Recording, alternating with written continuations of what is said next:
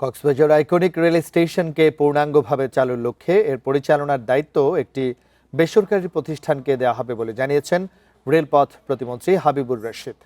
সকালে Cox's Bazar iconic rail station পরিদর্শন করে কথা বলেন তিনি। জানান, চলতি আগস্ট মাসেই ঢাকা কক্সবাজার রুটে আরও একজোড়া নতুন আন্তনগর ট্রেন চালু করা হবে। প্রতিমন্ত্রী বলেন, পর্যটন নগরী কক্সবাজারে প্রতিনিয়ত যাত্রী ও পর্যটকের সংখ্যা বাড়ছে। সেই চাহিদার সঙ্গে সামঞ্জস্য রেখে রেল যোগাযোগ সম্প্রসারণ এবং যাত্রী সেবা আরও আধুনিক করার উদ্যোগ নিয়েছে সরকার। এ সময় তিনি আরও বলেন, নতুন ট্রেন চালু হলে যাত্রীদের দীর্ঘদিনের ভোগান্তি কমবে, টিকিটের চাপ অনেকটা হ্রাস পাবে। পাশাপাশি ঢাকা কক্সবাজার রুটে ভ্রমণ আরও সহজ, আরামদায়ক ও সময় উপযোগী হবে। বেসরকারি ইনভেস্টমেন্ট আনতে চাচ্ছে রেলে, সেই ক্ষেত্রে আমরা এই স্টেশনটাকেও বেসরকারি ব্যবস্থাপনায় ছেড়ে দেওয়ার উদ্যোগ গ্রহণ করেছি।